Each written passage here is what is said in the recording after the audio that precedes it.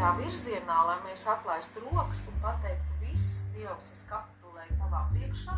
Tam nav jāpiekrīt, bet tas ir tā, kā es to skaidroju, mans augstākais es, mans Dievs manī, es kapitulēju tavā priekšā, tu vadi, es padodos. Kāpēc šobrīd ir tik daudz arī dažādas, ne tikai vienkārši aiziešanas, jo ne visi izies augšām celšanās.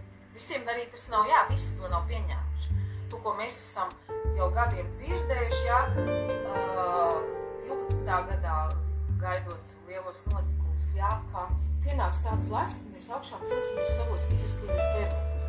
Mēs domājam, kāda tas tur būs? Atnāks nolaidīsies arceņģeļi, paņems mūs un aizsīs, un mēs būsim augšām celtiem.